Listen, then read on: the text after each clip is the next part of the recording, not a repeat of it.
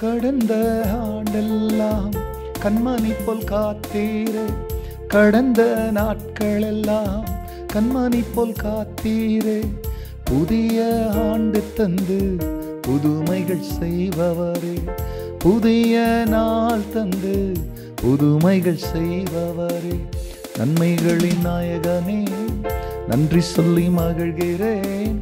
உண்மை உள்ள தெய்வமே, உயிரோடு கலந்தவரே. நன்மைகளின் நாயகனே, நன்றி நன்றி ஐயா, உண்மை உள்ள தெய்வமே, உயிரோடு கலந்தவரே. கர்த்தருடைய பரிசுத்த நாமத்திற்கு மகிமை உண்டாவதாக. ஆண்டவராக இயேசு கிறிஸ்துவின் நாமத்தில் வாழ்த்துக்கள். கிருபையும் சமாதானமும் உங்களுக்கு பெருகுவதாக.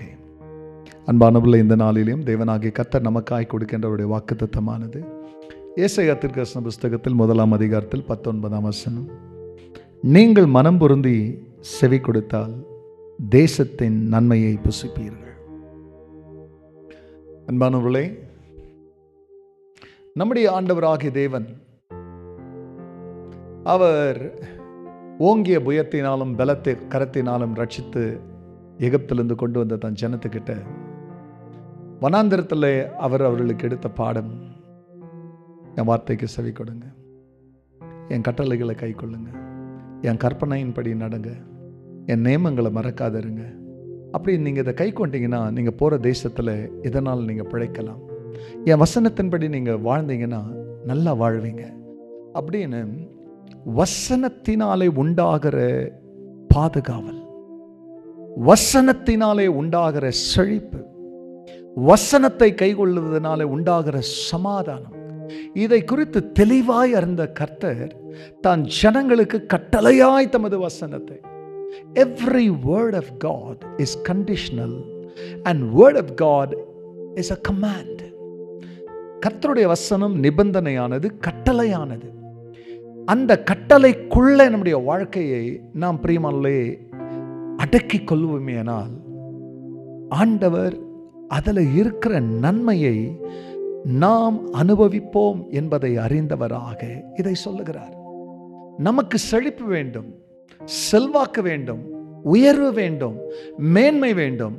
ஆனால் சர்ச்சுக்கு வந்தால் கொஞ்ச நேரம் சத்தியத்தை சொல்லி அனுப்பிடுங்க, கொஞ்ச நேரம் எங்களுக்கு ஆராதனை போதும், கொஞ்ச நேரம் ஜெபம் போதும் அப்படின்னு உலகத்தோடு கூட தேவன் கொடுத்த ஜீவனை வச்சுக்கிட்டு உறவுகளோடும் உலகத்தோடும் வேலையோடும் உல்லாசத்தோடு செலவிடுறதுக்கு நிறைய நேரம் தேவை.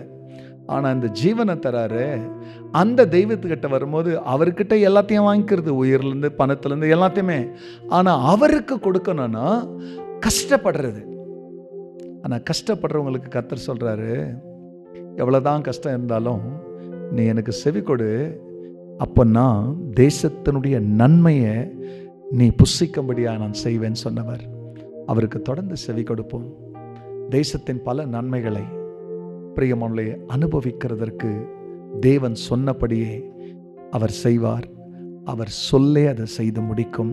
அந்த நம்பிக்கையோடு கர்த்தருடைய வசனங்களுக்கு முத்தமிடுவோம், அதை பற்றி கொள்வோம், கர்த்தரையும் அவருடைய வசனத்தையும் நேசிப்போம். அந்த வசனமும் கர்த்தர் நம்மை ஆசீர்வதிப்பார். ஜெபிக்கலாம். ஆம் பிதாவே, மனம் பொருந்தி செவி கொடுக்க நன்றிங்க. சத்தியத்தை கேட்க மனதில்லாதவர்களாய் அல்ல. எனக்கு அநேக மக்கள் ஆலயத்தில் அமரும் பொழுது கூட அவருடைய மனதை எங்கேயோ விட்டு விட்டு செவியை மாத்திரம் வசனங்களுக்கு கொடுக்கிறவர்கள் அநேகர் இருக்கிறார்கள். ஆனால் மனம் பொருந்தி செவி கொடுக்கிறவர்களுக்கு தேசத்தின் நன்மையை தருகிறவர். தம் பிள்ளைகளுடைய செவியை நீர் ஆட்கொள்ளும் ஆளுகை செய்யும். அதன் வழியாய் நன்மை அவர்களை ஆட்கொள்ளட்டும். கர்த்தர் இப்படி செய்ததற்கு நன்றி. எல்லா மகிமையும் கர்த்தர் நீரிடும். நல்மீட்பர் இயேசுவின் நாமத்தில் பிதாவே, ஆமென், ஆமென்.